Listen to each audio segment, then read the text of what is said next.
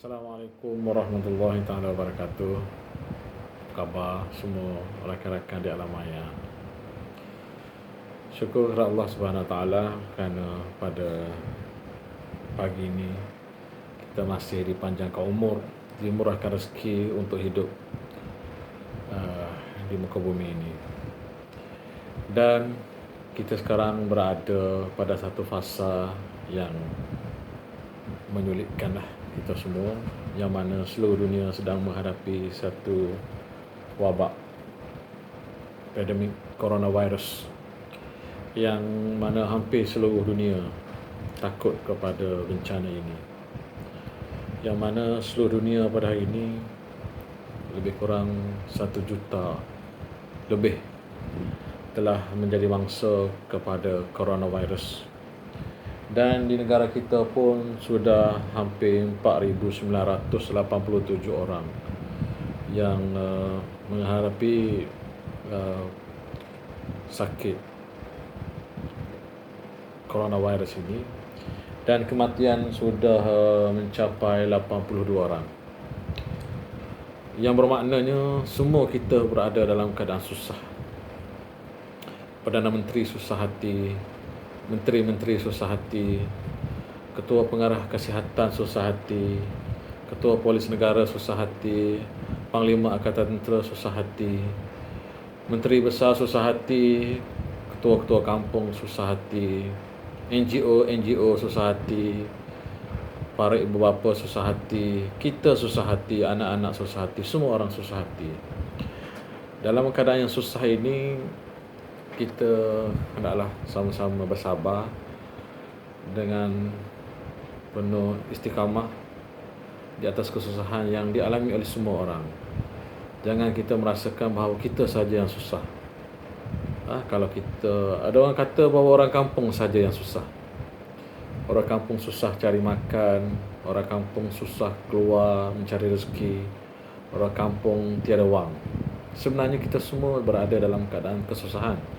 Dan tahap kesusahan kita berbeza-beza mengikut atas masing-masing, atas organisasi, atas orang-orang, atas kumpulan-kumpulan, atas pemimpin dan sebagainya. Dan semua kesusahan itu hendaklah diselesaikan dan hendaklah ditangani sebaik mungkin. Apa yang pasti, dalam keadaan pemikiran yang positif, apabila kita berada dalam kesusahan, biasanya kreativiti akan tinggi, akan lahir daripada nilai-nilai kesusahan yang berlaku di atas semua individu-individu tersebut. Ketika waktu Jepun menyerang tanah Melayu, orang Melayu susah, penduduk-penduduk tanah Melayu susah. Pada waktu itulah kreativiti pemimpin-pemimpin, anak-anak Melayu, orang-orang kampung menghasilkan pelbagai benda yang baru daripada kesusahan tersebut. Begitu juga dengan kesusahan yang dialami. Kita kena sama-sama berfikiran positif di atas kesusahan ini. Kalau kita susah mencari wang, kalau kita susah makan, kalau dahulu kita makan mewah, kurangkan sedikit kemewahan makan kita tersebut. Kalau kita makan sedang-sedang, kurangkan lagi sedang tersebut kepada keadaan yang lebih kurang, supaya kita dapat mengatasi kesusahan yang dialami ini. Apa yang pasti, dari satu sudut yang positif, kesusahan itu melahirkan kreativiti di kalangan masyarakat.